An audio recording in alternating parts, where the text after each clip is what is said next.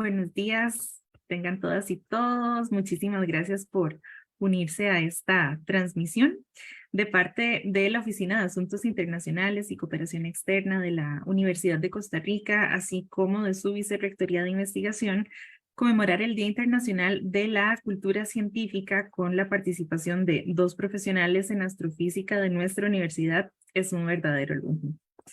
No en vano hemos llamado a este webinar Una carrera hacia las estrellas, puesto que esta mañana, hora de Costa Rica, vamos a conversar acerca de las investigaciones que están realizando en esta área de estudio, así como del impacto de su formación para las actividades universitarias y los aportes que generan al país a través de su quehacer.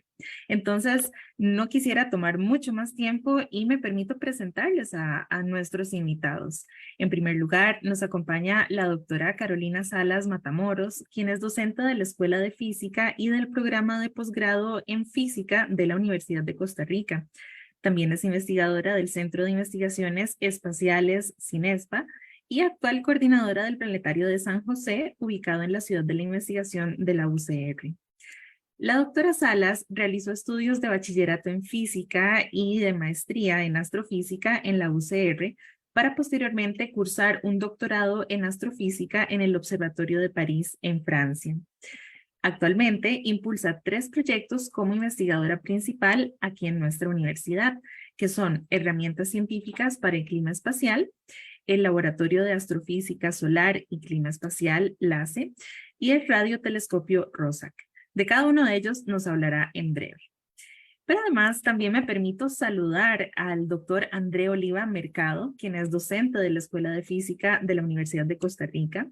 Y aquí fue donde realizó sus estudios de bachillerato y maestría en física, para posteriormente cursar un doctorado en astrofísica en la Universidad de Tübingen, en Alemania, en modelado computacional de formación de estrellas masivas. Y esto gracias a una beca del Servicio Alemán de Intercambio Académico de AAD. El doctor Oliva ha realizado estancias postdoctorales en las universidades de Heidelberg y Duisburg-Essen, también en Alemania, y actualmente realiza una investigación postdoctoral en el Observatorio de Ginebra, en Suiza, como becario de excelencia de la Confederación Suiza 2023-2024. El doctor Oliva colaboró en un estudio internacional sobre la formación temprana de las estrellas masivas, de las cuales también nos conversará en breve, y sus resultados fueron publicados recientemente por la destacada revista Nature Astronomy. Entonces, muchas gracias de nuevo a ambos. Yo seguidamente les doy la palabra a la doctora Carolina Salas para que pueda presentarnos su área de formación y un resumen de sus investigaciones más recientes. Muy buenos días, muchas gracias.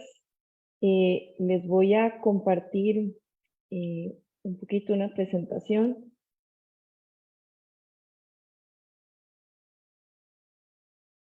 Listo. Sobre un poco el quehacer en astrofísica solar, ¿verdad? Y explicar un poco acerca de este tema que me enamoró y en el cual hice mi especialidad. La astrofísica solar tiene que ver con todo el estudio relacionado con el Sol. El Sol normalmente nosotros lo vemos en una de las capas únicamente, lo vemos con nuestros propios ojos, que son básicamente instrumentos observacionales. Lo vemos en nuestra capa visible, sin embargo sabemos que todos los objetos del universo y todo en general, todo el universo en general, emite radiación en muchos tipos de frecuencia y del cual podemos obtener mucha información.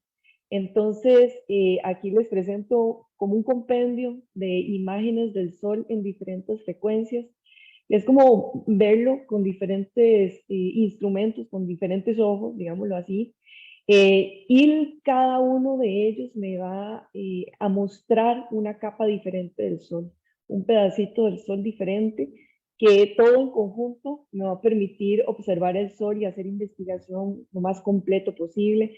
Entonces tenemos desde las capas exterior, la más abajo, que es la fotosfera que nosotros podemos ver, hasta la corona baja en diferentes frecuencias, o sea, los diferentes niveles en los que se encuentra. Y podemos ver que el mismo Sol se ve completamente diferente en los diferentes instrumentos. Esta es una diapositiva que quise agregar para que vieran cómo está constituido el Sol. Y bueno, podemos decir que las estrellas con masa parecida a la del Sol, que bueno, André nos va a contar sobre estrellas masivas, ¿verdad? Que son muchísimo más grandes que nuestra estrella. Pero bueno, tenemos capas interiores que nunca vamos a poder ver directamente, pero que podemos estudiar por sus efectos. Y las capas exteriores, en las cuales podemos ver esas actividades que son consecuencia de esa producción y transporte de energía en las capas interiores del Sol. Las capas exteriores están conformadas la más abajo por la fotosfera, luego tenemos la cromósfera y la corona baja y la corona más externa, que es la que podemos ver a simple vista cuando hay eclipses totales de Sol, por ejemplo. El Sol constantemente está emitiendo partículas con una velocidad promedio, ¿verdad?, de unos 400 kilómetros por segundo aproximadamente. Y esta variación de como viento, que de hecho le llamamos viento solar porque está radial constante hacia todo el sistema solar, va a variar de acuerdo a si hay actividad fuerte en el Sol o si la actividad disminuye en esos ciclos de actividad solar que se conocen bastante bien. El viento solar nosotros lo podemos medir en las inmediaciones de la Tierra y bueno, en las inmediaciones de los planetas del sistema solar. Ya tenemos una grande exploración espacial que nos permite estudiar el viento solar en diferentes planetas. Y este viento solar va a cambiar, va a ser modulado por diferentes actividades. Hay unas que son explosivas, como por ejemplo los flares, que bueno, los flares es un abrillantamiento que nosotros observamos en la cromósfera o en la corona baja del Sol. Y esta palabra lo usamos normalmente en inglés porque es todo un proceso.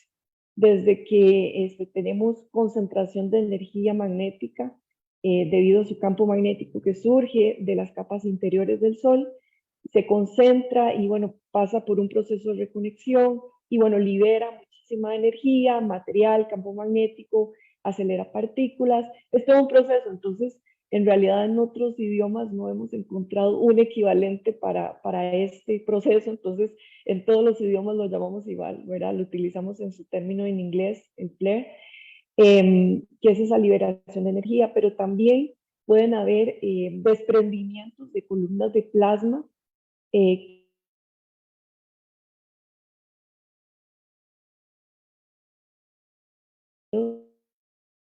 en el Sol y que los llamamos filamentos o prominencias, dependiendo. Y con prominencias se liberan estos filamentos, pues vamos a tener una eyección de material, al igual que en los flares, ¿verdad? Y la consecuencia es, bueno, esto ocurre en capas un poco más interiores de la atmósfera del Sol, pero tienen que salir hacia el exterior y bueno, la forma en que salen o cómo lo vemos es a través de las eyecciones de masa coronal o CMEs en inglés, y que vemos un ejemplo aquí en esta imagen. Esta es ese tipo de emisión, es ese material y campo magnético que está saliendo del Sol, que puede llegar a la Tierra o no, dependiendo de hacia dónde se ha expulsado este material, y lo vemos con un instrumento que se llama un coronógrafo, porque la corona externa del Sol solamente puede ser observable durante un eclipse. Entonces lo que hace este instrumento es poner una pantalla y simular un eclipse continuo para poder estudiar continuamente lo que ocurre en la corona. Este es un compendio de imágenes a diferentes frecuencias en la corona baja del Sol, de cómo se ve un flare, ¿verdad?, expulsando ese material y por supuesto ese brillantamiento que nosotros vemos, y como consecuencia pues vamos a tener esa emisión hacia el medio interplanetario. En este caso, este instrumento está viendo directamente enfrente de la Tierra hacia el Sol. Eso quiere decir que este CME, que se ve como un halo, que de hecho lo llamamos Halo CME, viene directo hacia la Tierra. Ahora, en este proceso en el cual se va desarrollando un flare o una emisión de filamento, prominencia, que me va a desencadenar un CME, pues van a ocurrir un proceso de aceleración de partículas en este camino, ¿verdad?, de este material saliendo hacia el planetario. Y podemos observarlo con las imágenes que les mostré anteriormente en ultravioleta. pero una herramienta sumamente importante es las emisiones de radio, que surgen a partir precisamente de esos electrones que son acelerados y van produciendo perturbaciones en las diferentes capas del Sol a diferentes densidades, y eso lo que me va a producir es una emisión de radio electromagnética que yo puedo detectar. Entonces, por ejemplo, tenemos este tipo de imágenes, son espectros, que llamamos espectros dinámicos, porque lo que hacemos es tomar intensidades a cada una de las frecuencias, a varias frecuencias, en este caso están desde los 18 MHz hasta los 570, y en el tiempo. Entonces hacemos un barrido de cuál es esa intensidad a diferentes frecuencias en el tiempo, y podemos observar la emisión que han producido estos electrones a lo largo de las diferentes capas. Sabemos que la frecuencia de radio, entre más alta sea la frecuencia, más cerca de la fotosfera está. Y entre más pequeña sea la frecuencia, más afuera está. Entonces yo puedo seguir ese camino de electrones o esas emisiones que me dejan los electrones desde capas más abajo hasta capas más externas, llegando al medio interplanetario. Y cada uno de esas trazas que podemos observar en los espectros dinámicos me van a dar información acerca de los lugares donde fueron aceleradas las partículas. Entonces, por ejemplo, si tenemos este tipo, que le llamamos tipo 3 porque es muy directo, ¿verdad? Son electrones que que salieron del Sol casi directamente, porque es una emisión en todas las frecuencias, básicamente en ese espectro, en un poquito de tiempo, en un rango de tiempo muy limitado. Entonces yo puedo hablar de que son electrones que fueron acelerados a través de líneas de campo magnético abiertas, que yo puedo comparar después con modelos de campo magnético y verificar exactamente dónde fueron acelerados. También tenemos este tipo de estructuras en el espectro que me muestran el momento en que el CME o esta eyección de masa va avanzando hacia afuera del Sol y me va produciendo aceleración de electrones por onda de choque. Entonces va avanzando en la corona hacia afuera y vemos este tipo de emisión que tiene como una deriva, ¿verdad? No es tan directo. Y luego podemos tener emisiones continuas, donde lo vemos continuo en una sola frecuencia en el tiempo, con bastante tiempo, y bueno, eso básicamente son electrones atrapados en campos magnéticos cerrados. A veces podemos ver ese tipo de estructuras moviéndose hacia afuera del Sol, y bueno, podemos estudiar muchísimo, muchísimo, y nos da muchísima información.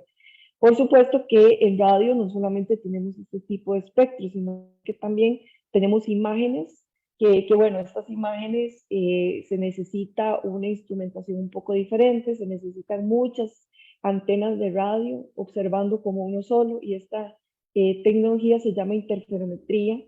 Y bueno, estas imágenes específicamente fueron tomadas del radioheliógrafo de Nancy, uno de los radioobservatorios más importantes del mundo. Y bueno, para este tipo de imágenes, pues se necesita este tipo de instrumentos, que en radio tenemos mucho de este tipo de tecnología, ¿verdad? Para poder estudiar objetos que están muy lejanos también. Cosas que se pueden hacer y que nosotros hacemos en astrofísica solar relacionado con radioastronomía es precisamente poder observarlo a diferentes frecuencias de radio y compararlo con flujos de rayos X suaves, por ejemplo, microondas que ocurren en capas más internas de la atmósfera solar, y poder seguir la traza de todas esas partículas energéticas a lo largo de toda la capa del Sol y el medio interplanetario. Podemos comparar los sitios en los cuales fueron acelerados y ver efectivamente cuál es esa comparación con la estructura magnética del Sol. También podemos graficar o podemos identificar las radioemisiones que están asociadas con las eyecciones de masa coronal en las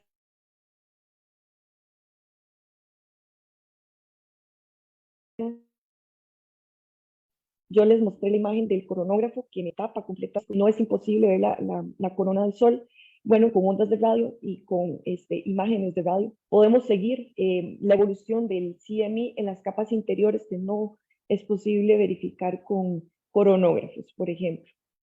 También podemos identificar la polarización de estas emisiones de radio, y esto es sumamente importante porque aunque tenemos modelos, como tenemos aquí las líneas de campo magnético modeladas, no hay una observación directa del campo magnético en la corona del Sol, ¿verdad? Solamente los datos que tenemos son de la fotosfera y tenemos que extrapolar a las otras capas. Entonces, verificando la polarización, podemos dar información acerca del campo magnético en la corona que no es posible ver directamente. Y por supuesto, todas estas emisiones y todas estas actividades en el Sol pues van a repercutir directamente en nuestro medio interplanetario y por supuesto en la Tierra. Esta es una simulación que tenemos del impacto de las eyecciones de masa coronal en la Tierra. Nuestro planeta nos protege de las emisiones, de este tipo de emisiones y de partículas energéticas gracias a su campo magnético. Entonces, cuando la eyección de masa llega a nuestro vecindario, a nuestro planeta, pues tiene una reconexión con ese frente del campo magnético y me va a producir eventualmente una tormenta geomagnética, que es lo que muchos hemos escuchado por ahí. Todos estos nos van a repercutir, como les dije, con partículas energéticas, con eyecciones de masa coronal, y va a afectar pues todo el ambiente de nuestro planeta, y ya les decía antes, no solamente de nuestro planeta, sino en general del sistema solar. Entonces ahí vamos a tener impacto en la tecnología que tenemos actualmente. También qué pasa con las personas que viajan muchísimo en los aviones. De hecho, hay investigaciones médicas que se están llevando a cabo con el personal de las aerolíneas que pasan mucho tiempo en vuelos transatlánticos, por ejemplo. También para todas las misiones espaciales es sumamente importante conocer cuáles son las repercusiones y eventualmente poder hacer predicciones en este clima espacial, que es básicamente el estudio del impacto de la actividad solar en las inmediaciones del medio interplanetario. También tenemos en las telecomunicaciones, por supuesto, a aviación civil, que ha ocurrido un traslape, por ejemplo, de una emisión de radio muy fuerte en el Sol, traslape con las señales de los radares de los aeropuertos. Pasó en Suecia, por ejemplo, en el 2015. Entonces, son muchísimos efectos que tenemos debido al Sol y que se pueden estudiar y que se estudian actualmente.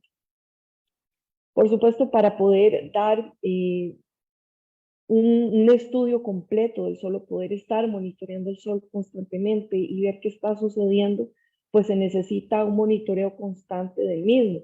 Y bueno, en ultravioleta tenemos satélites en el espacio que nos permiten ver el Sol todos los días 24 horas.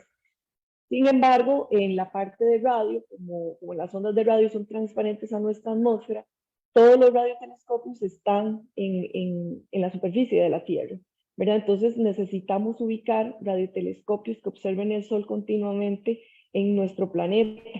Actualmente hay muchos radiotelescopios, sin embargo, radiotelescopios que observen en frecuencias muy específicas, que sean entre 100 y 1000 MHz, pues son muy pocos los que existen, son muy escasos, y ahí les puse como un ejemplo de dónde están ubicados la mayoría, y ustedes ven que hay un faltante en América, por ejemplo. Esto es sumamente importante porque si queremos hacer una investigación un poco más robusta de toda la cobertura del Sol, pues llega un momento donde tenemos un corte en las observaciones y eso pues nos afecta para el estudio de ciertos eventos que han ocurrido en el Sol. Y bueno, tenemos un proyecto que estamos desarrollando en el Centro de Investigaciones Espaciales, y ya mencionaba Caterina, es el proyecto ROSAC, este radiotelescopio que estaría ubicado aquí en nuestro país y que permitiría dar una continuidad a estas observaciones en estas frecuencias. Pero sí me gusta aclarar este punto porque en América y en la región Sí hay radiotelescopios que observan el Sol, pero en otras frecuencias, y hay radioobservatorios muy conocidos que también pueden observar el Sol. Sin embargo, muchos tienen horas muy, una observación continua del mismo, que sí necesitamos para la parte de astrofísica solar y clima espacial, por ejemplo. ROSAC es un proyecto de investigación que tenemos actualmente en desarrollo. Ya tenemos la construcción, ya fue en el 2021, después de varias gestiones, donación que nos hizo RAXA, compra de la montura por parte de la Secretaría de Investigación, y bueno, todo el proceso que hemos seguido. El radiotelescopio lo construimos ya a finales del 2021, y bueno, actualmente este proyecto está en la etapa de la instalación eléctrica y, por supuesto, de la conexión de los motores. Esperamos que en noviembre, diciembre de este año podamos darle movimiento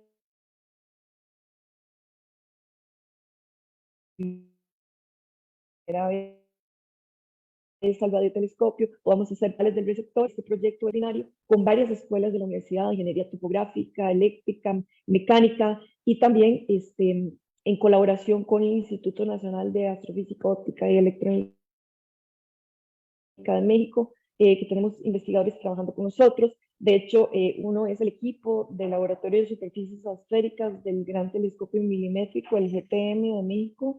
Ellos van a venir en noviembre, diciembre para poder hacer las mediciones correctas de la parábola y poder ajustarla de manera que quede lo más perfecta posible para tener los datos los más completos posibles. Y esperamos que con todos esos trabajos ya podamos dar un paso más en la investigación y la puesta en marcha, que sería para el próximo año. Además, hemos tenido muchísima colaboración de empresas privadas que nos han donado algunos materiales eléctricos, fibra óptica, cables, tableros. Entonces, también agradecemos muchísimo a estas empresas que nos han permitido una alianza público-privada que nos ha permitido avanzar en este tipo de proyectos. Además, estamos desarrollando el laboratorio de astrofísica solar y clima espacial, que este laboratorio lo que pretende es poder tener un compendio de la información del Sol que tenemos en la universidad y bueno, que podemos tener en nuestro país para poder desarrollar herramientas científicas, computacionales en el clima, en el desarrollo del clima espacial, y que pueda ser utilizada por la comunidad científica, por aviación civil, por ejemplo, o para hacer investigaciones de todo tipo. Entonces, bueno, eso es un poquito de lo que estamos trabajando en este momento, y no sé si tendrán algún comentario o alguna duda. Muchísimas gracias, doctora Salas. De momento, vamos a continuar con el doctor Oliva para poder escuchar también un poco que nos comente sobre su área de formación y sobre sus investigaciones más recientes. Y después podemos conversar con algunas preguntas para ambos. Entonces, le cedo la palabra al doctor Oliva. Muchas gracias. Hola, muchísimas gracias a ustedes. Muchos saludos desde Ginebra. Y quería comentarles precisamente de la investigación que empecé durante mi doctorado en Alemania y que continúo aquí desde Suiza. Trataré de darles una introducción breve al tema. Mi tema es sobre todo la formación de estrellas masivas. Y con estrellas masivas me refiero a estrellas que tienen masas finales después de su proceso de formación de más de 8 masas solares, con la idea de que al final de su vida estas estrellas exploten como supernovas y al menos en el universo actual, en nuestro ambiente en la galaxia, y que se formen al final como remanentes agujeros negros o estrellas de neutrones. Esas son las estrellas masivas. Tienen propiedades un poco diferentes que las estrellas como el Sol o de esos rangos de masa. Y bueno, lo que estudio yo es nada más el proceso de formación hasta que eventualmente se convierten en estrellas ya formadas que están en su secuencia principal. Les voy a hablar un momento sobre el modelo computacional de lo que se trata la investigación, la línea de investigación que he hecho yo específicamente. Entonces tomamos una región del espacio. Tienen acá más o menos las escalas para que puedan imaginarse más o menos de qué se trata. Es una nube molecular que tienen más o menos escalas de algunos parsecs. Un parsec es alrededor de unos 3 años luz, para que tal vez tengan una idea si no saben qué es un parsec. Y un año luz es la distancia que recorre la luz en un año terrestre. Bueno, tomamos una región densa de esa nube molecular y la describimos de forma muy idealizada, como lo ven acá, como una esfera en un principio donde la materia está distribuida de cierta forma, está rotando de forma despacio en un principio, y hay un campo magnético. Y de lo que se trata es que esta región densa en algún momento empezará a colapsar debido a la gravedad, y si uno deja que el sistema evolucione en el tiempo, eventualmente se va a formar una estrella masiva en el centro de la nube molecular, y además se formará alrededor un disco de acreción, de forma que la materia va en un movimiento circular siendo entregada ordenadamente hacia la estrella masiva en formación, y en la dirección vertical aparecen jets o chorros y otro tipo de flujos de origen magnético. Y luego más adelante hay otro tipo de flujos que salen de la estrella, producto de la radiación, pero nada más en esta situación un poco más temprana y simplificada es de lo que se trata lo que estudio en estos momentos. ¿De qué se tratan las simulaciones? Bueno, se tratan de más o menos dividir todo ese espacio donde uno quiere formar la estrella, o ese modelo donde uno quiere formar la estrella, en pequeños pedacitos, y en cada uno de esos pedacitos se resuelven las ecuaciones de física. La magnetodinámica, que nos dice cómo la masa, el momentum, la energía, los fotones, el flujo magnético pasan de una región a otra del espacio, se conservan. Y además incluimos gravedad, el efecto que hace la gravedad de todo el gas sobre sí mismo, la atracción del gas sobre sí mismo, y luego además la reemisión térmica debida al gas y el polvo, es decir, ese gas al contraerse también emite radiación, y toda esa radiación también calienta a sí mismo el gas. Además, la estrella, la protoestrella y estrella en algún momento también calientan sus alrededores y ejercen una fuerza de radiación en su entorno. Y todo eso se tiene que tomar en cuenta a la hora de hacer la simulación. Y resistitividad óhmica, que se trata de que las ecuaciones de magnetodinámica, en estas ecuaciones, en algún momento, parte de la energía magnética se transforma en otros tipos de energía, por ejemplo, en energía térmica. Y para eso se utilizan códigos. Y cada uno de esos pequeños pedacitos es una celda en esos códigos. Entonces, a continuación les muestro un video de cómo se ve ese proceso. Ya a la hora de hacer la simulación, pueden ver acá la primera parte, justamente aquí el video está repitiéndose, justamente la primera parte en la que se lanza ya el jet, y en el puro centro también pueden ver un disco de acreción, y esta parte negra que está en el centro es un hueco en la parte donde se puede hacer la simulación, y es ahí, justo ahí en el centro, donde se estaría formando la estrella. Un hueco de forma computacional. No es que aquí haya un hueco, sino que simplemente no estamos simulando la estrella como tal. De hecho, simular la estrella como tal y estudiar la estrella como tal, su estructura interna, es justamente lo que he venido acá a hacer a Suiza para poder extender y mejorar el modelo.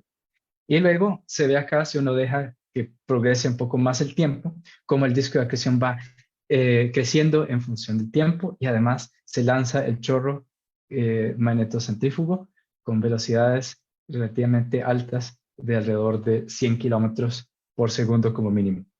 Y si uno se aleja un poco más, entonces ve otro tipo de flujo de salida de origen magnético, y el cual mi mejor traducción posible al español es el flujo magnético en forma de torre. Y justamente tiene velocidades que son menores que las velocidades que se observan en la parte más central del chorro. Y bueno, estudiar las causas de todos los mecanismos por los cuales se producen estos tipos de flujos, y además el disco de acreción, todas estas cosas sobre la materia que está alrededor de una estrella masiva en formación. De eso se trata la tesis y de eso se tratan todos los detalles científicos, pero como es nada más una introducción para ustedes, les muestro esta imagen general. Pero ahora una parte interesante siempre para nosotros los que hacemos teoría es tratar de comparar lo más posible con sistemas reales, en este caso con observaciones. Entonces, justamente ahora les mostraré cómo se ve esto en la vida real y luego cómo se comparan este tipo de simulaciones con las observaciones. En esta imagen tienen una nube molecular llamada IRAS 21078 más 5211, es simplemente un nombre, que es una región donde se está formando una estrella masiva en el puro centro. Acá pueden ver nuevamente la escala, es alrededor de 2 parsecs, es bastante grande. Y nos vamos a acercar poco a poco hacia el centro de esta nube molecular. En esta otra imagen puede ignorar la parte de atrás, que son estrellas que están en el fondo. Tienen que imaginarse siempre esa nube molecular está en 3 dimensiones, y hay cosas atrás y hay cosas por delante. Y sin embargo, estos contornos nos dicen que en el centro de esa nube molecular hay material denso, justamente donde se puede formar esa estrella. Esta línea que está acá es más o menos del tamaño de la nube idealizada con la que empiezo las simulaciones. Y ahora nos podemos acercar hacia el centro de esa parte densa de la nube molecular, gracias a observaciones muy detalladas con longitudes de onda relativamente largas, para poder penetrar en esa nube molecular y poder ver cuál es la estructura de esa nube molecular. Y vemos que la nube molecular está fragmentada en ciertas partes, pero hay una parte que es más densa que las demás, que es esta parte que está acá en rojo. La escala aquí es de 500 unidades astronómicas. Una unidad astronómica es la distancia entre la Tierra y el Sol. Para comparación, antes les hablaba de 0.1 parsecs. Eso es alrededor de 20.000 unidades astronómicas, que acá están viendo 5.000. Si ahora yo cambio nada más la longitud de onda en la que estamos viendo, o sea, qué instrumento utilizo, y en lugar de ver microondas, vemos ondas de radio, entonces sin cambiar la escala, vemos una estructura muy, muy diferente, y claramente estamos viendo un flujo de salida o de flujo que proviene de la estrella en formación que ven acá. Y bueno, no tengo mucho tiempo para explicarles todos los detalles de esto, pero nos podemos acercar un poco más hacia justamente la región donde está saliendo este flujo de salida. Y lo otro que podemos ver, gracias a radiación que viene del disco de acreción, es esto, este es el disco de acreción, y esos puntos que ven son puntos desde donde nos llega radiación, y el origen de esa radiación son moléculas en el material. Esto es un material bastante grande, esto no son moléculas, estos son puntos en el disco de acreción, y ahí hay transiciones de moléculas. Cada transición en una molécula o un átomo requiere luz o emite luz, y esa luz es la que nos permite ver acá esos puntos. Y hay una parte que es azul y otra parte que es roja. La parte que es azul está viniendo hacia nosotros, y esta parte que es roja está alejándose de nosotros, y entonces ahora eso les permite imaginarse un poco mejor, espero yo, la idea de que este material está en rotación. Y justamente es un disco de acreción, o sea, es un disco en el que el material está siendo entregado poco a poco hacia la estrella masiva en formación. Y ahora, igual, cambiando la longitud de onda, cambiando el tipo de instrumento, pero sin movernos en la escala, vemos acá ahora el jet con observaciones de máseres de agua. Un máser es como un láser, pero con microondas en lugar de la luz visible.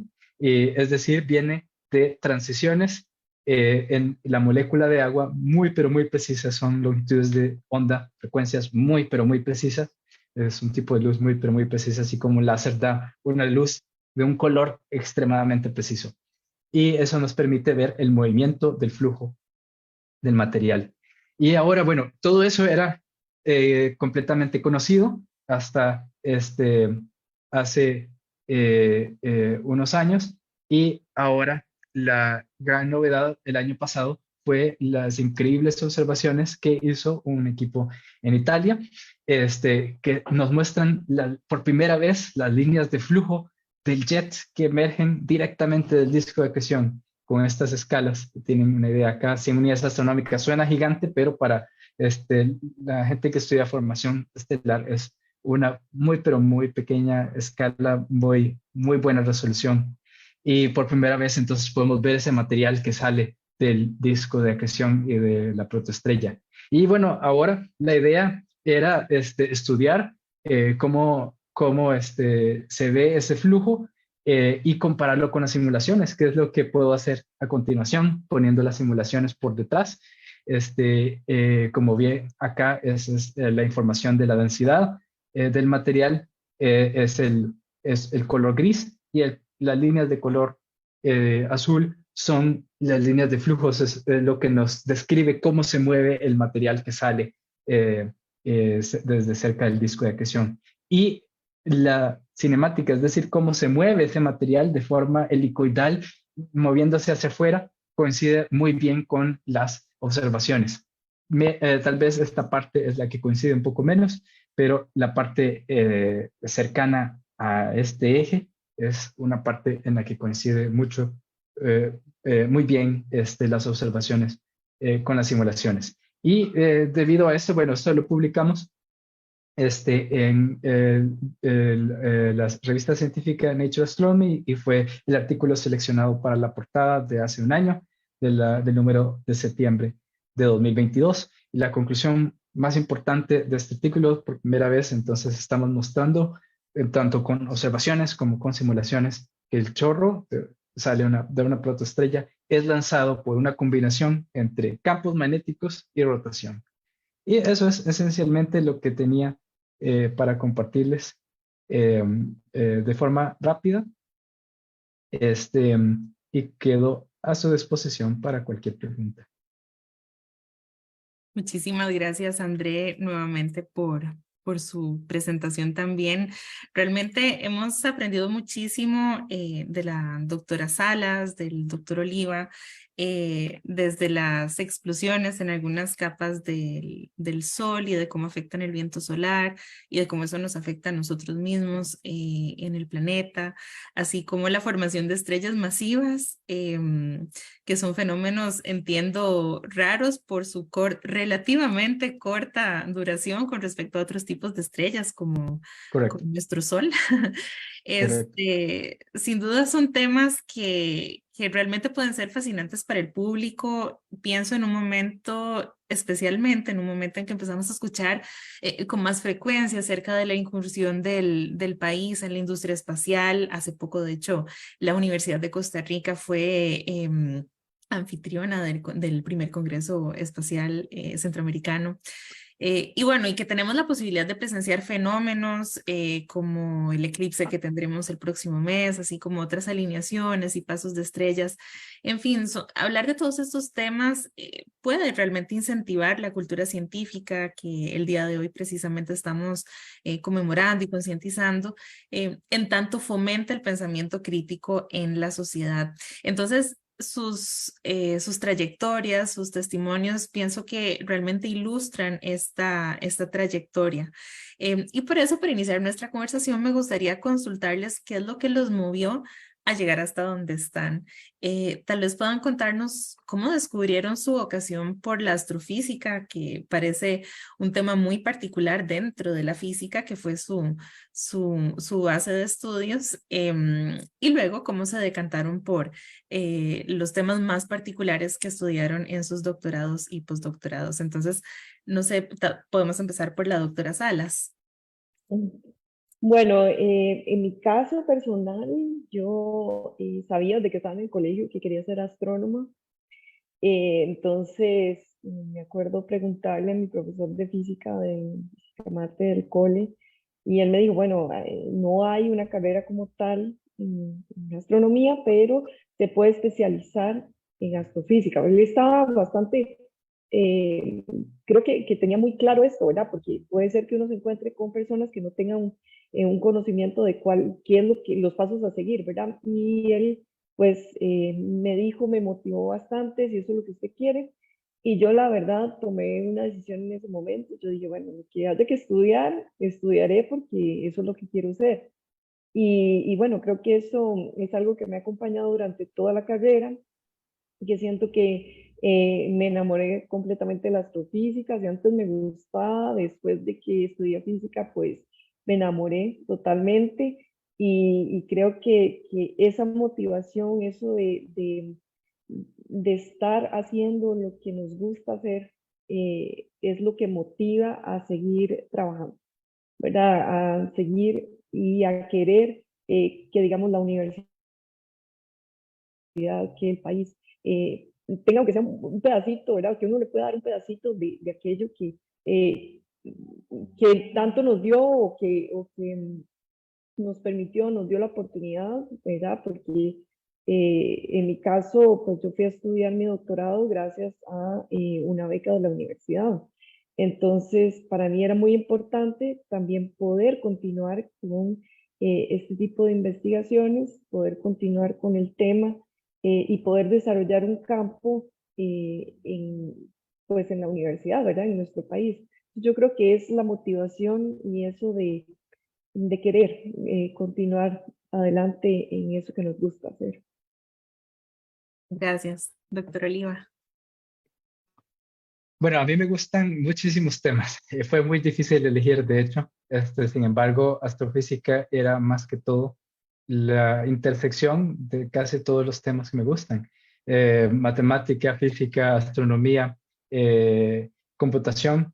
Y realmente es, eh, al ser esa intersección, tanto la parte teórica y la parte computacional, algo que me ha permitido conocer muchísimo de todas estas áreas que me gustan, poder aplicarlas y poder sentirme siempre que hay algo nuevo, algo bonito que descubrir, y eso que me permite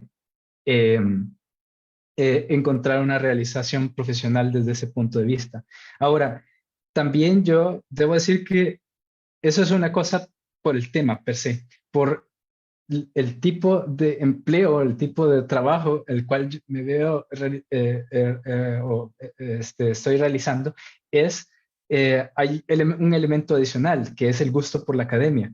Y eso definitivamente yo lo tengo, no solamente conocer más sobre un tema, sino también poder enseñar, poder compartir lo que sé, poder formar la nueva generación, poder pasar la antorcha. De eso se trata esencialmente la ciencia, pero también de hacer investigación, de tratar de llevar el propio impulso para desarrollar y para poder seguirse haciendo preguntas. Esencialmente la ciencia se trata de eso. Y uno cree que en algún momento va a encontrar la respuesta y se acabaron las preguntas, y eso jamás pasa. Siempre uno empieza y sigue en las preguntas hasta el punto en el que lamentablemente uno tiene que ya no puede más solo y ya necesita ayuda precisamente de otra gente y hay preguntas en las cuales uno sabe que nada más no hay tiempo posible para poder responderlas. Muchas gracias. Ahora que los escuchaba hablar, estaba precisamente pensando en cómo a veces en este proceso de determinación de la vocación profesional, ¿verdad? Si es que ese es el camino, em, que a veces nos enfocamos en carreras como un inicio y un final, y realmente hoy por hoy estamos viendo, hablando de intersecciones, ¿no? Como las carreras base, ¿verdad? Empiezan a tener puntos de encuentro con otras, unas entre otras, y se van formando las llamadas carreras del futuro.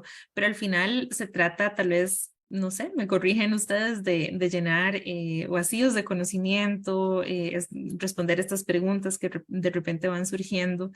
Y bueno, y todo esto nace a partir de ciencia básica. Me gustaría detenerme un momentito en este tema porque ustedes ambos son de formación base en física, y sin embargo están haciendo investigaciones realmente de punta, lo que Carolina estuvo investigando en Francia, André en Alemania, ahora en Suiza, y todo esto a partir de ciencia básica. Entonces, me gustaría conocer sus comentarios, sus opiniones acerca de cómo precisamente el estudiar, digo yo, ¿verdad? Esta llamada ciencia básica, ciencia natural, he escuchado muchísimos nombres. ¿Cómo les ha abierto puertas y cómo consideran ustedes que de repente ha impactado este conocimiento que ya ustedes están poniendo en práctica con distintas simulaciones y hasta con la instalación de radiotelescopios, por poner dos ejemplos, ¿verdad? Entonces me gustaría escuchar sus opiniones al respecto. Tal vez empezamos ahora por André. Ok.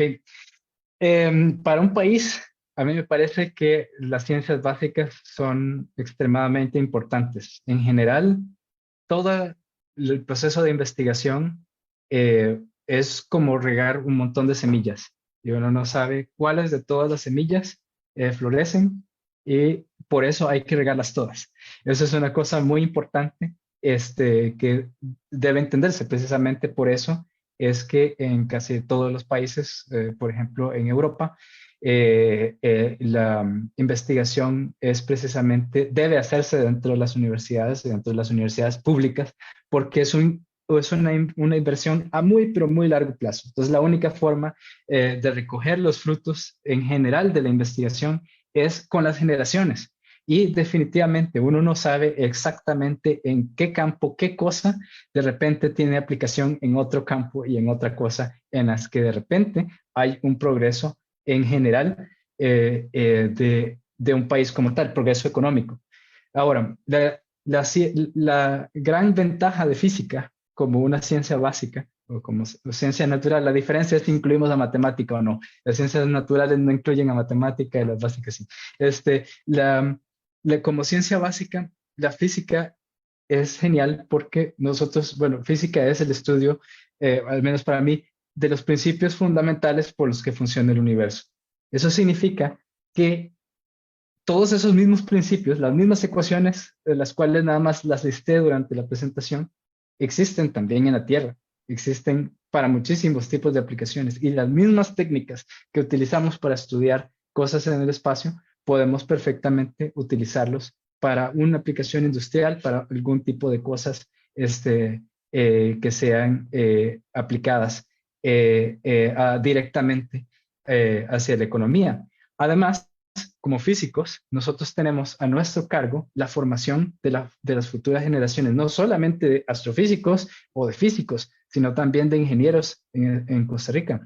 Y justamente esto es algo que hace falta precisamente por los números que nos llegan respecto al mercado laboral futuro de Costa Rica si nos queremos convertir en un país desarrollado en el cual la manufactura de cosas sea exclusivamente rentable en altas tecnologías, como es el camino que parece que va a tomar Costa Rica. En ese aspecto, en general, la academia en ciencias básicas, incluyendo astrofísica y física, es absolutamente crucial para el desarrollo de Costa Rica. Y bueno, yo estoy completamente de acuerdo con lo que dice André. Vamos a ver, cuando nosotros estábamos más pequeños, ¿verdad? Decían, uy, vivimos en un país, ¿verdad? País Costa Rica, el continente América, etcétera. Pero ya quedarnos diciendo que nuestro lugar, nuestro mundo, nuestro hogar es solamente un planeta, ya nos estamos quedando completamente cortos, ¿verdad? Estamos hablando de que ya tenemos suficiente conocimiento en la humanidad como para decir que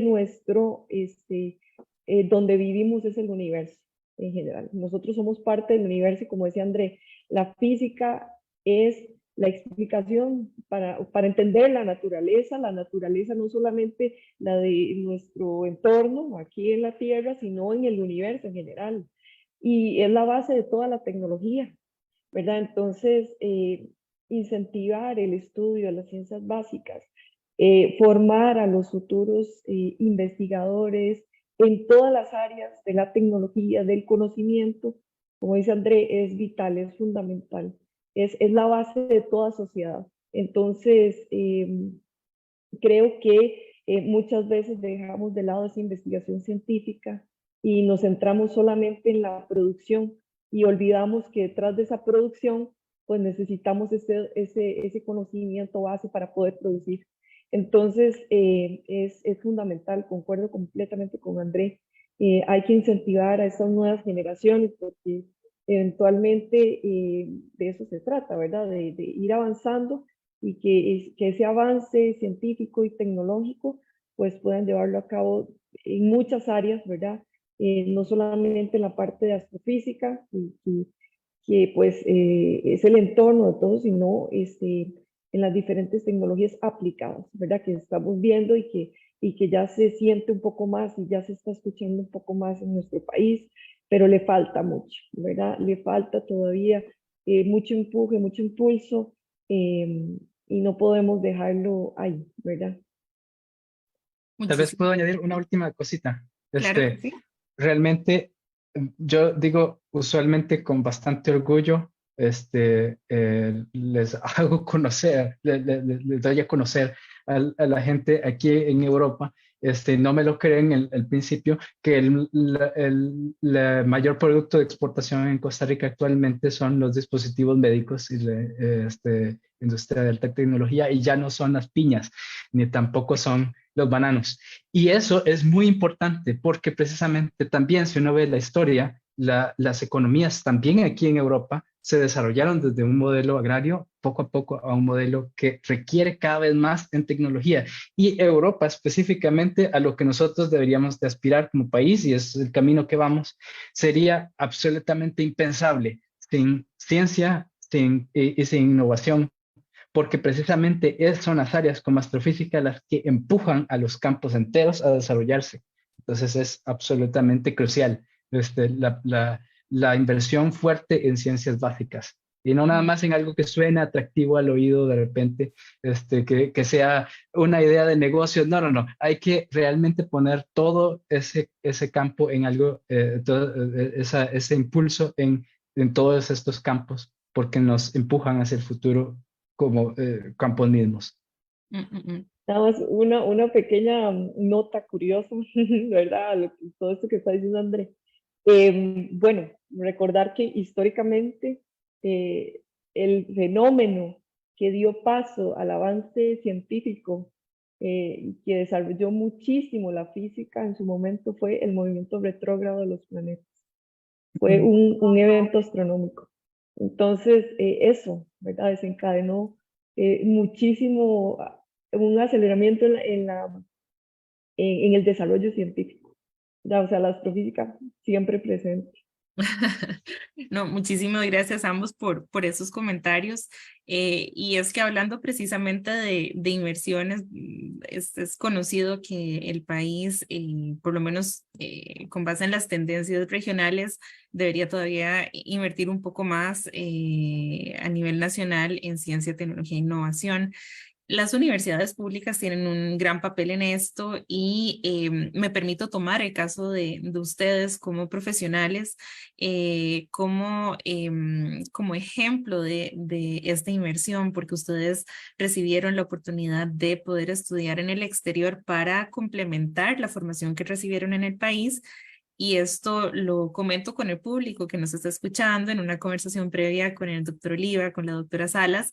Ambos me comentaron que realmente la formación que recibieron a nivel de grado y posgrado en la Universidad de Costa Rica fue una base más que buena para sus estudios en el exterior. Entonces, bueno, de algún modo ustedes también son parte del fruto de esta inversión a largo plazo, ¿verdad? Sabemos que la formación, bueno, quien no termina de formarse, ¿verdad? Podría tomar toda la vida. Entonces, ciertamente es una gran oportunidad y también el hecho de que ambos hayan tenido como Carolina y tengan como André la aspiración de regresar al país también para continuar con los procesos de formación de estudiantes a nivel de grado, de posgrado y continuar con los vínculos que han establecido en el extranjero, pues es ejemplo de cómo esta inversión está rindiendo sus frutos. Sí, se toma tiempo, la ciencia no es rápida, la formación no es rápida, pero ciertamente da sus frutos. Y bueno, aprovechando pues esta experiencia que ustedes tuvieron, Carolina principalmente en Francia y André principalmente en Alemania, ahora en Suiza, eh, una de las consultas que usualmente tenemos es cuáles son como esos retos culturales o bien organizacionales a la hora de estudiar y trabajar en el exterior, especialmente cuando, por ejemplo, no se conoce el idioma y tenemos que empezar a trabajar, a investigar con otras personas, incluso de otros países, porque ya no hay una carrera exclusiva, digamos, de un solo país, ¿verdad? Entonces, sí pueden comentarnos un poquito al respecto para conocer sus experiencias personales. Que guste No empezar. sé, André, bueno, empiezo yo entonces. Bueno, en mi caso, yo estudié en Francia, el doctorado, entonces yo apenas sabía lo muy básico de francés. Entonces, en la parte académica no había problema porque en el observatorio todos hablaban inglés, pero en la parte de la sociedad, pues sí, ¿verdad? Entonces, fue todo un reto, el idioma para mí fue un reto y así rápidamente les cuento una anécdota. Yo tenía que cambiarme, yo llegué en octubre y el primero Oh, Perdimos la anécdota. siguiente tenía que cambiarme a un apartamento. Pero resulta que el dinero, perdón, listo, Perdón, sí, es que ahorita ya. nos perdimos la ya, primera parte de la anécdota. ok. Que yo llegué a Francia rápidamente. Yo llegué a Francia en octubre, pero el primero de enero tenía que cambiarme de apartamento. Pero el primero de enero todo el mundo estaba de vacaciones, no había nadie. Yo no sabía hablar francés y la gente y tenía que ir a cambiar un seguro, ¿verdad? Porque cambiaba de apartamento, entonces tenía que cambiar de seguro y en la aseguradora no hablaban otro idioma que no fuera francés.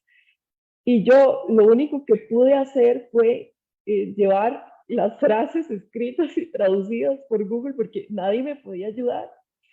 Entonces me acuerdo llegar y bueno, intentarlo a lo máximo que pude y las personas muy amablemente me ayudaron. Lo pude lograr. Ellos a su poco inglés y yo a mi poco francés, pero ahí nos comunicamos. Y yo creo que así empezó como ese vínculo de quiero hacerlo. Y cuando uno quiere hacer algo, las personas ven que uno realmente está interesado y le ayudan muchísimo. Entonces, a mí me ayudaron muchísimo con el idioma. Y bueno, al principio fue muy difícil, pero ya después, cuando pude dar mi primera conferencia en francés, fue todo una alegría y creo que ha sido la conferencia que yo más he disfrutado en todo el doctorado, ¿verdad? Esa que di, pequeñita, pero fue todo un reto personal y logrado y toda la parte cultural, ¿verdad? Que es completamente diferente, pero creo que uno se va adaptando porque uno va encontrando personas que lo ayudan a crecer en todos los ámbitos. Ujú. Gracias. Desde la parte académica, como bien lo decía Caterina, realmente yo no tengo ninguna diferencia, anécdota que contar, porque realmente la formación que recibí en la UCR fue muy, pero muy buena, específicamente durante el bachillerato en física. No había grandes diferencias para nada con mis compañeros. Tal vez eso sí fue algo que he escuchado en algún otro momento de otros latinoamericanos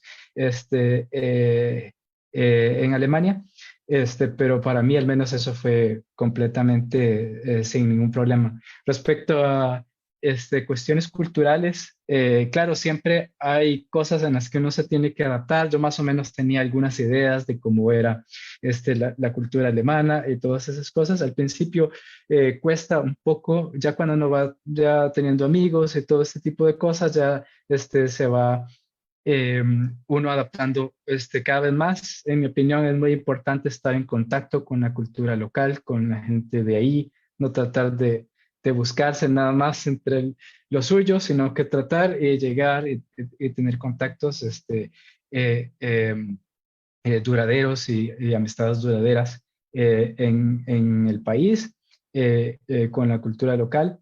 Respecto a la organización como tal, realmente yo pienso que el DAD lo hace muy, pero muy bien porque tienen no solamente muy bien documentado todo el proceso como tal para la beca, no solo para la obtención de la beca, sino también para la adaptación, llegar a la beca. Está todo documentado hasta cómo salir de la beca, qué pasa en el medio, todo eso.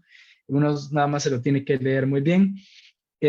Además ofrecen, o al menos a mí me ofrecieron, pueden ofrecer, dependiendo de cada caso, cursos de alemán. En mi caso, yo hice un curso de 2 meses de alemán en München, en Múnich, y ahí con eso, bueno, mi nivel de alemán no es perfecto, pero es suficiente para hacer cosas de la vida diaria en alemán, para conversaciones con mis amigos en alemán y todo ese tipo de cosas.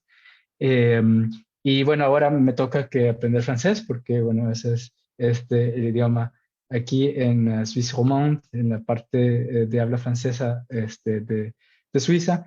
Pero bueno, ahí estoy poco a poco. Además, Ginebra específicamente es una ciudad extremadamente internacional.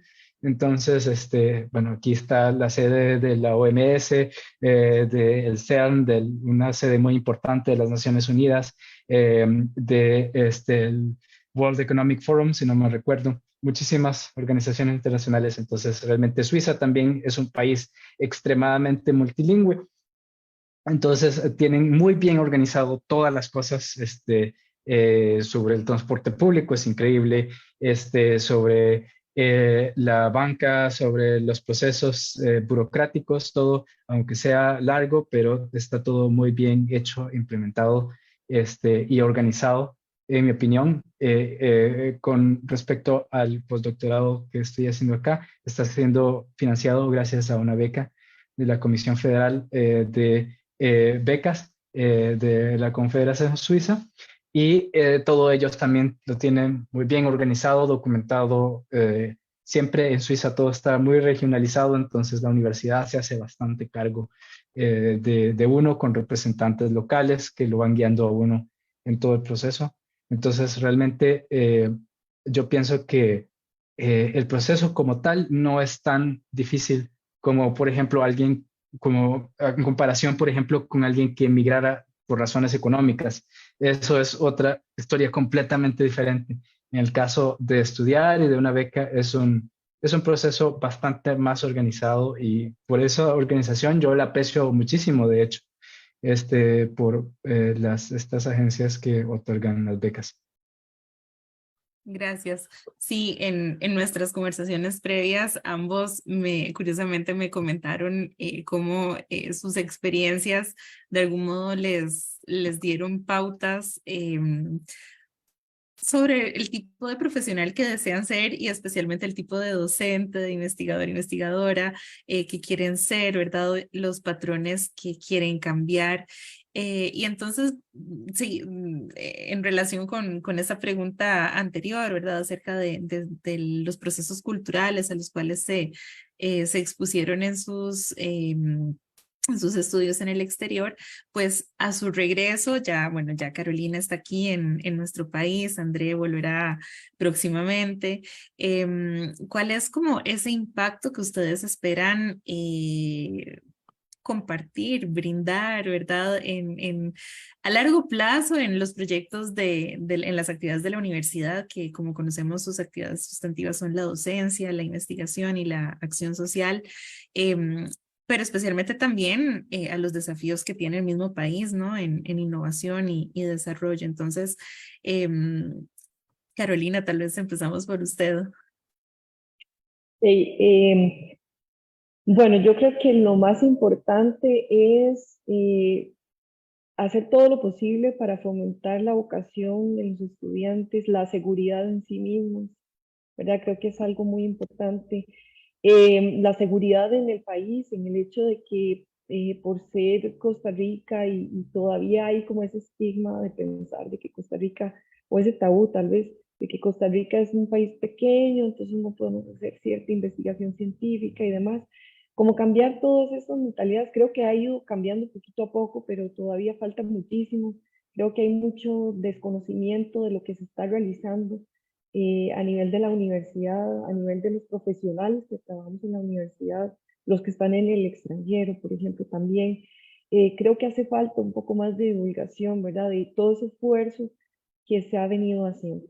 Eh, Creo que es importante que los estudiantes, no solamente los de física o los que van a tener en contacto con nosotros, sino a nivel de toda la universidad conozcan, ¿verdad? Conozcan y se sientan orgullosos, ¿verdad? De que son proyectos propios del país, ¿verdad? Son proyectos país, son proyectos que no van a salir como, bueno, Carolina Salas, ¿verdad? Es la que está trabajando con la gente de Francia. No, no, no, ¿verdad? Es la Universidad de Costa Rica, ¿verdad? Es la institución como tal la que está presentándose al mundo, ¿verdad? Y creo que eso es importante para irnos empoderando un poco más de que hay muchísimo talento, hay muchísimo, muchísimo talento costarricense local eh, que simplemente hay que explotar o dar a conocer, porque hay muchísimas investigaciones, no solamente en astrofísica, sino en muchísimas áreas. Creo que lo más importante es eso, confianza en sí mismos y bueno, eso es algo que yo personalmente como docente, porque digamos, esta es la parte de investigación también, pero como docente sí quisiera dejarles a los estudiantes, ¿verdad? Que se sientan seguros de lo que están presentando, orgullosos de ese trabajo que les ha costado tanto y que actualmente puedan representar con orgullo a Costa Rica. Ok, de mi parte, hay varias cosas. Yo tengo usualmente más ideas y ganas que tiempo para Total, poder Andrés. implementar nada exactamente. Entonces, voy a tratar de resumir al menos mis intenciones, ¿verdad? Eso es lo más importante por lo pronto. Veremos luego si soy capaz de hacer todo lo que quisiera poder hacer.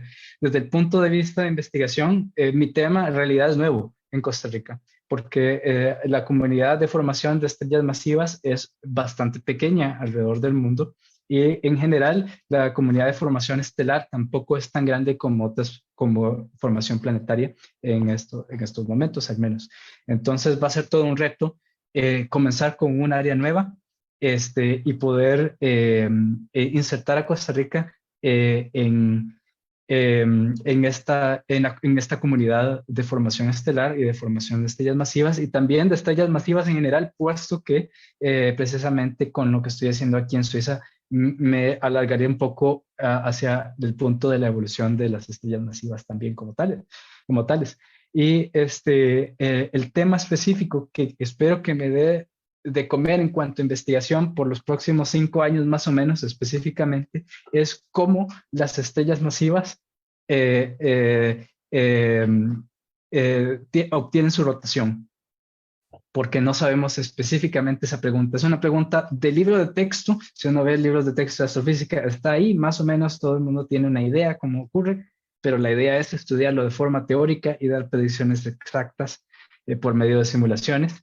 Y eso es precisamente el tema que al menos al principio, en cuanto a investigación, intentar desarrollar. Y es algo que no se hace, no se ha podido hacer hasta el momento en ningún lado, porque no habíamos tenido todavía las herramientas tecnológicas y también la capacidad de trabajo para poder llegar poco a poco las diferentes partes, tanto de evolución estelar como la parte de formación estelar, han ido poco a poco afinando y mejorándose cada vez más hasta el punto en el que por fin estamos siendo cada vez más capaces de darle respuesta a esa pregunta.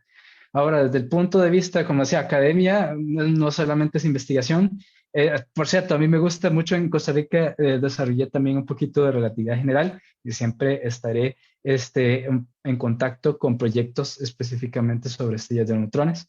De hecho, en este momento todavía tengo algunos pequeños proyectos en los que colaboro, por ejemplo, una tesis de maestría que estoy supervisando en ese tema, otra tesis también en formación de estrellas masivas, supervisando con estudiantes de Costa Rica y instituciones de Europa. Pero la idea es también continuar un poco con relatividad general en algún momento específicamente con el interior de estrellas de neutrones. En cuanto a docencia, yo creo que tenemos muchísimos desafíos en Costa Rica y yo no sé exactamente cuáles serán en estos momentos mi carga docente. Lo sabré exactamente hasta el momento en el que me reincorporé a la universidad, pero al menos yo, como proyecto personal, algo que yo quisiera hacer es mejorar, por ponerlo con palabras medio grandes o pomposas, realmente la eficiencia del proceso de enseñanza-aprendizaje en los primeros estadios de tanto los estudiantes de física como los estudiantes de ingenierías, porque precisamente ahí cuando los estudiantes salen del colegio y llegan y se confrontan cómo es realmente el nivel que es requerido en las universidades y dado a los desafíos en los cuales el país se ha estado enfrentando en estos últimos años. Me da un poco de miedo, de hecho, ya cuando yo era profesor en la UCR teníamos problemas, ahora probablemente esos problemas se incrementarán debido a la crisis educativa por la cual está atravesando Costa Rica. Tener un plan de ataque desde el punto de vista de la universidad, en el cual ya he ido trabajando a lo largo de los años más o menos, es absolutamente vital.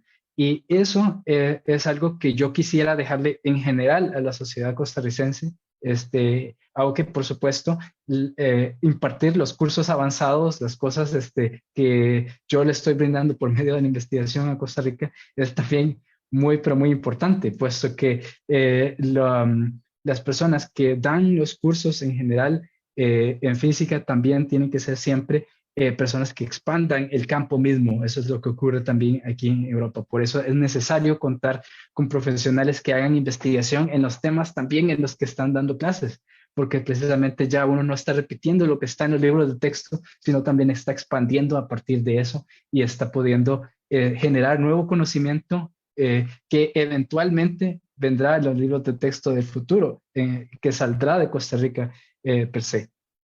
Bueno, precisamente, bueno, yo comparto con Carolina la intención al menos de hacerle llegar al público en general de nuestra investigación, pero precisamente en eso definitivamente la experta es Carolina con el proyecto del planetario, y yo pienso que hay que apoyarlo también desde el punto de vista de todos los que pertenecemos a esta comunidad de astrofísicos, para que entre todos es nuestra responsabilidad hacer que lo que nosotros hacemos llegue al público en general. Muchísimas gracias. Bueno, esta es una muy buena oportunidad para consultarle a Carolina cuáles son algunos de los planes que tienen para el eclipse de ahora en octubre. Y aprovecho porque me parece que este Día de la Cultura Científica es el espacio ideal para hacer la cuñita, por lo menos para decir qué es lo que se prevé, ¿verdad? Bueno, está bien. No sé si puedo compartir un slide, así una diapositiva rápidamente, Claro.